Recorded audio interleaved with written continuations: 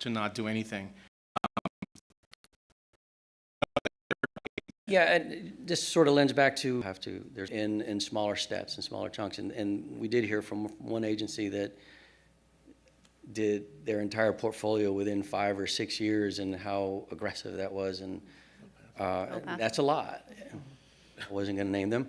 You can. But nonetheless, those are things as well. Even from my experience when, Yeah. we went in with a whole plan to do 7,200 units, it takes time. Yeah.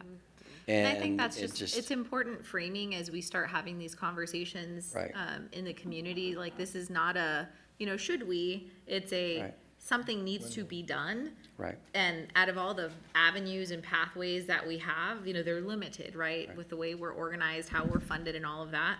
And so, talking about the limitations and what we're committed to for families, Right. Having lived in our own public housing years ago, I would never want to live in some of our units again, right? And, we do want a path to having dignified, safe housing for our families, and that's our commitment that we're driving towards. Go ahead. I do want to say that I know that you've gone through this process when you were at Miami-Dade. So, and I've seen some of the products that came out of it, and they're really nice. But my biggest concern, and I think for most residents, especially the seniors, is that a lot of times these units, the developers take over the management. And are the protections going to be there for them if there's a third-party manager that they have now? And two things. One, well, I'll answer that question with, as I mentioned earlier, talking about how we implement and the agreements that are in place. Those, as an agency, we can dictate how we expect them to operate. In other words, certain policies that they would normally not have, maybe we could, enforce within our agreements to let them have them in there. You could infuse procedures in place, grievance procedure where the public housing agency is involved in that grievance procedure. If you have a resident who's at a private development and they're upset with their manager, normally they'll go through their management process, they'll file the grievance with them. Well, you can add a layer to that, and where it incorporates the housing agency, who is ultimately still responsible for what goes on in the properties, to be part of that. So there are things that we could evaluate and look at and maybe ask residents, what are your biggest fears, and then address them through policy and procedures. And so so those are things you can look at doing it, and you don't have to just turn everything over. Will that and say, it's on you, you run it now, and we're out. We're responsible. And so, and it is a transition. So residents will be learning from a public housing process to maybe a private process, but it doesn't have to be such a stark change. And that's on us to figure out what are those in-betweens that will help ease the transition. That's absolutely correct. The elements are, how is the narrative controlled, and more importantly, how is it codified? Right. And I think as a board, that's what we're concerned about. It would be monumental. We are the largest and the oldest, and for us to do something like this, right, too big of a pill to swallow immediately, but how we do it, how we make sure as a board that our residents are protected, and I believe that they are. I'm optimistic this organization does their homework. So if we have the confidence that we as a board, if you're doing your homework, which I believe you're begun, you're certainly going through that, that's what we want to make sure. To the resident that, oh my gosh, you have ties, that doesn't necessarily, is not negative. Right. Again, ultimately what we want to make sure that is being, how we can narrative, we actually just exhibit the narrative. Look what we're getting in return. And by the way, you will be protected. Ultimately, the service that we provide, we are ultimately developers on a basic sense. The expectation is from our families, they pay their rent, we provide a service. And as long as they part, we will do our part. And this, what I'm optimistic about is that y'all are now exploring other tools, whether it be through repositioning or finance tools. However, we can deliver a quality, safe, newer product for our families. Yeah. Because its comment, some communities, I'm not sure that we would want our families to stay in. The families that are there today, they deserve this. They deserve the opportunity that y'all are now exploring. That's what I'm optimistic about. I wanted to comment about, when we talk to residents, and another lesson is they always anticipate or think that this is going to happen overnight. And so when you see conversations, which is a requirement, the RAD process is having resident information meetings on the very front end before you even submit an application for approval. Yeah. In those meetings, you explain the process. And we've always used, this is going to be 2 to 3 years out, because the question always comes up, well, when will I have to move temporarily? Yeah. 2 to 3 years. And so even if you have a meeting 3 months later, they'll still ask that same question. Yeah. And you just have to keep reinforcing that. And I do want to add, there's the Office of Recapitalization for HUD that oversees the overall process, but they've got another office that works jointly with them, which is the Office of Neighborhood and Resident Engagement. And that office looks very involved in relocation, resident rights, so that any repositioning that occurs follows the rules, but also engages residents. So no matter how tenant friendly we are with it, they're still going to look at everything and question everything that we're doing. So Good.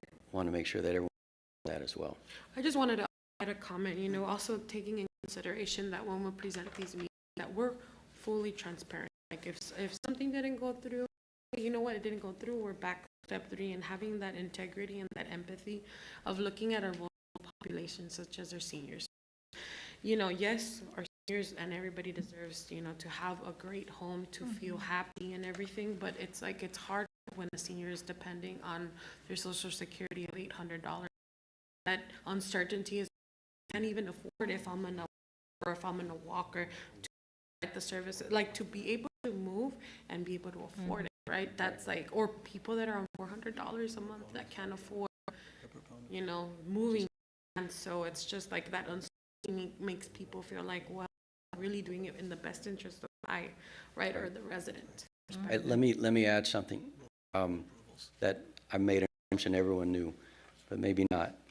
Any relocation costs and moving costs, that's on the agency. It's not on any resident. Yeah. So anytime we have any type of meeting, listening, the agency will cover the relocation costs. And I think bringing point every time. Right. You know what? We're going to help you. Organization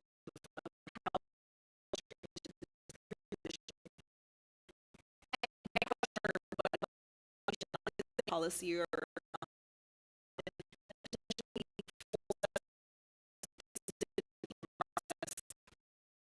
We're using Ultimately,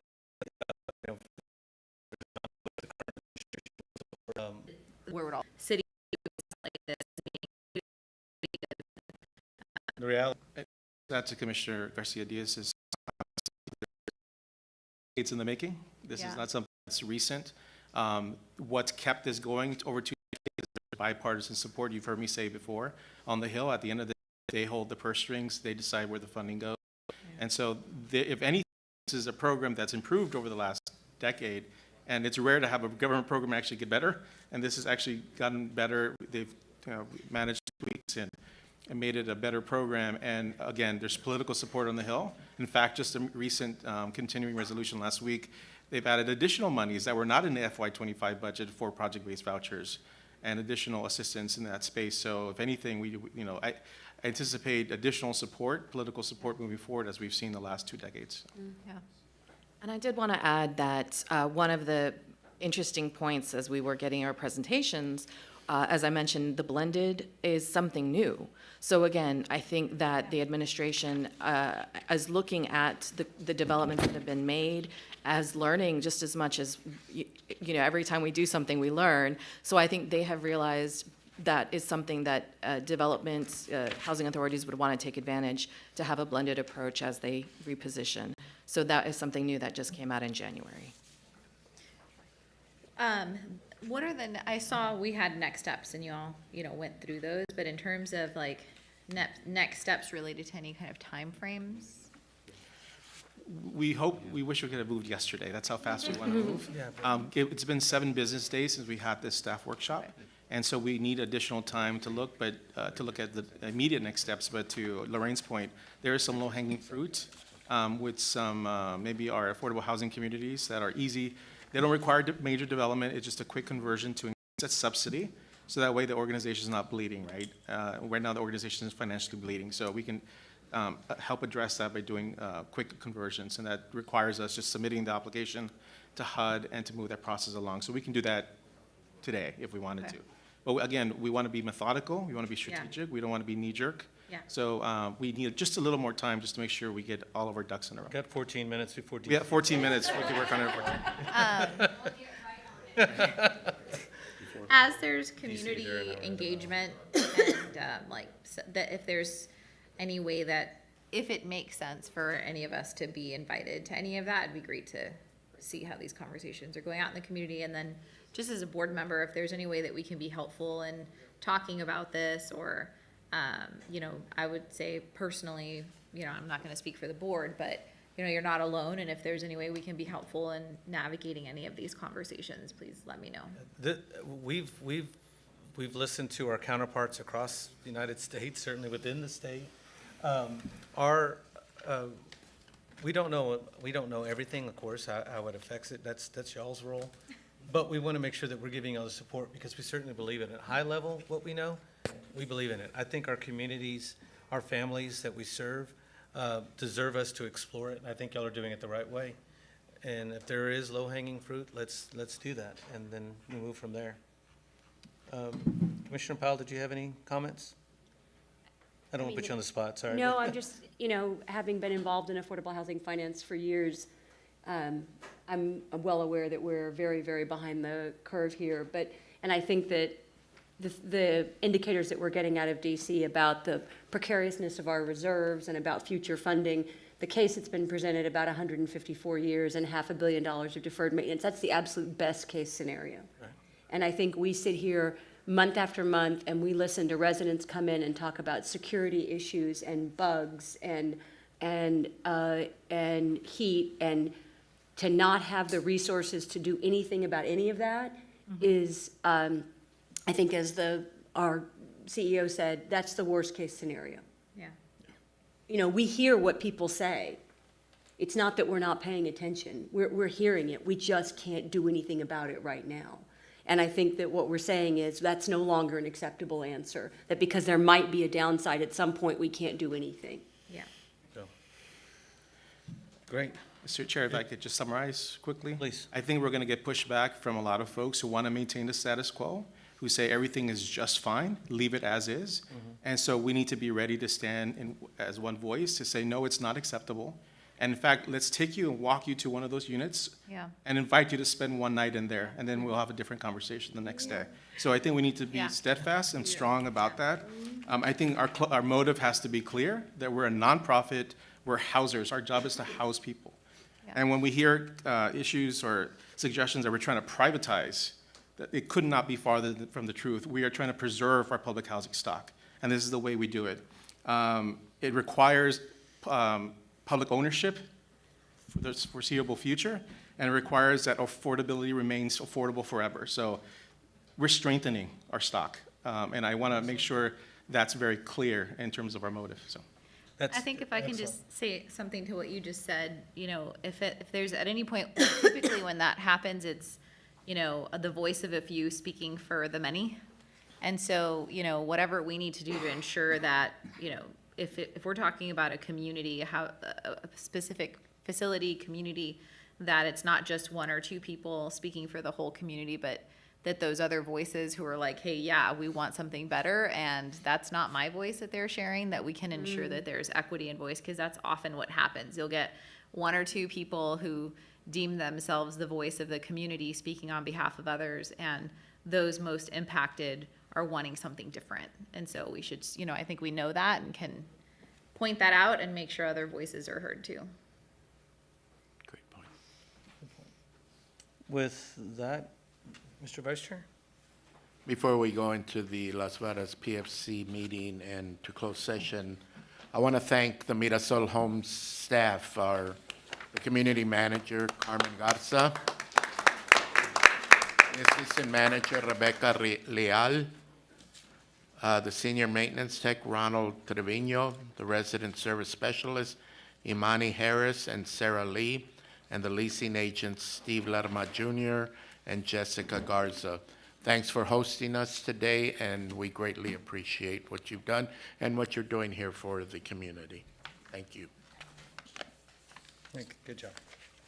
Thanks central office staff who's also making all this y'all possible and make all bringing, this. schlepping all this equipment over here and making sure it all works. We know it's not easy, but it's great to be on property and seeing, you know, people who live in the community and hearing their, you know, I'm thinking about our public testimony and, you know, just being able to be proximate and share space with them matters. Before we go to closed session, I want to, is it suspend? I always forget. Well, we're going to do recess. Recess the board meeting and then go to Las Varas Public Facility Corporation meeting. We've notated that we're all here, so I won't have to do roll. Are there any citizens to be heard? With no citizens to be heard, I have approval of the March 6th Las Varas Public Facility Corporation meeting minutes that need approval. So moved. Second. We have a first and a second. All in favor of approving the minutes? Aye. Aye. Any opposed? We have a consent item, number 4, 5, and 6, consent items, 4, 5, and 6 to approve. So move for approval. We have, first, we have a second. Second. All in favor? Aye. Aye. Any opposed? The consent items, Las Varas, are approved, and I will take a motion to adjourn Las Varas. So move.